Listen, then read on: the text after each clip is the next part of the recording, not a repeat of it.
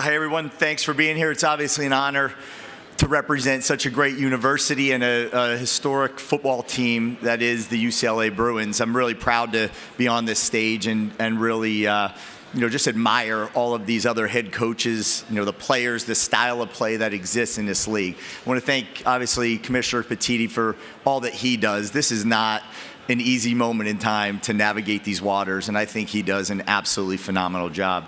I also want to make sure that I thank Martin Jarman, our athletic director, who's in the back here with us today, and then also Chancellor Frank for believing in me. Obviously, a guy from the East Coast coming from a lower level. I'm sure we'll have a lot of questions about that in a second, but at the same point in time, the belief that they have in me and the belief that I share with them in UCLA is significant. There's no better place I'd rather be at this moment in time, and I strongly believe in the power of what UCLA is.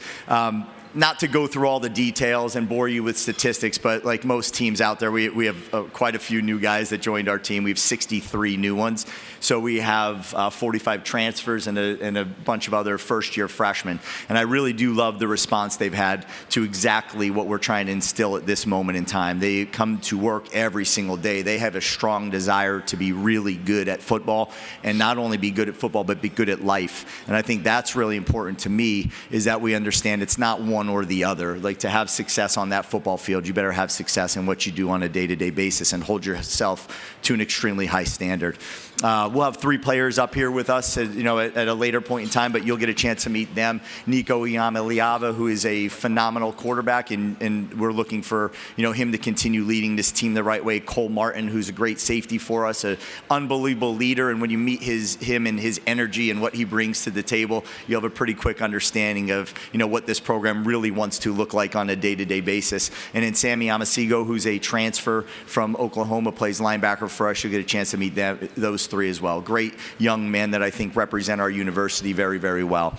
When I got to my initial press conference, a big part of it was we talked about having to re-engage this community, how to re-engage these high school coaches, how to make sure that we opened up to our alumni, how to make sure that we allowed the press, the local press, into practices, and every one of the things along the way that we talked about doing in that press conference up to this point in time, we have lived out. And I'd also like to say that as within the administration here at UCLA, just the commitment that they said they would have to this program, they've also lived out. And when you put those 2 things together, one of the words and things that I think lead to the most amount of success is this word alignment. And when you have that within your athletic department, from the chancellor all the way down, you have a chance to be really good. And I believe that that is what is going to happen here in our very near future. But to do that and to do what you said you were going to do also develops trust and builds trust. And that's really important that we were able to do that, in the short period of time we've been together.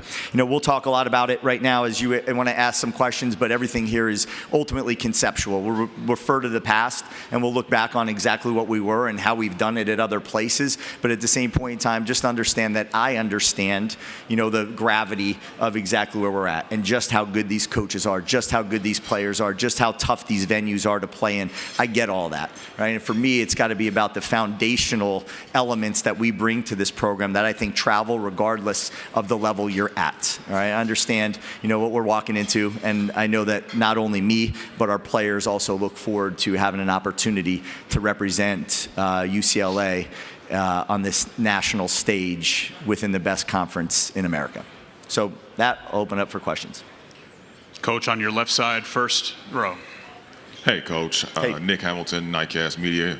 Welcome to the Big Ten. Thank you. I wanted to ask you, as you continue to establish a culture at UCLA, what are some of the things that you did to build a rapport with Nico and be able to build that bond and that chemistry where it's a trickle-down effect throughout the entire locker room? Yeah, well, it started with retaining Nico, obviously, when we got here. And I think for Nico, and he could speak on, on his own behalf, but I'll, just to add a little color to it, he did not want to go anywhere. This is where he wanted to be. This is where he wanted to play.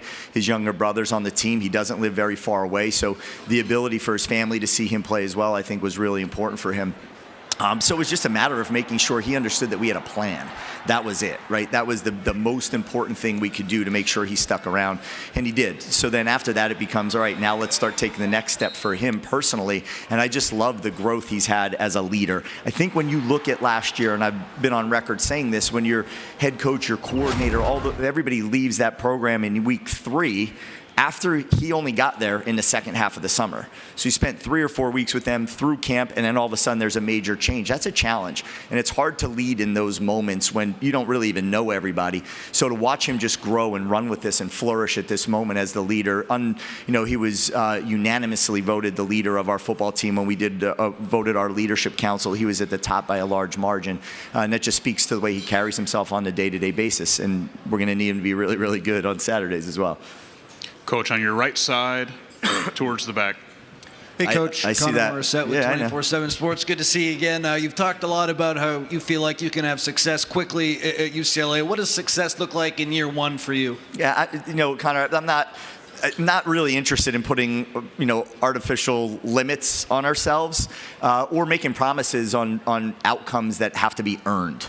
I know what we will do is attack every single day with urgency and relentlessness and do the work. And that's the most important thing that we could do, is go about it on a day-to-day basis. We're not going to win on Saturdays because of only what we do on those Saturdays. And our players understand that. So to me, success looks like a united, disciplined group that continues to grow every moment that they have. I want to lead the nation in development. Right? That's what I want for this team. I want to lead the nation in them being able to be developed not only on the field, but also off the field.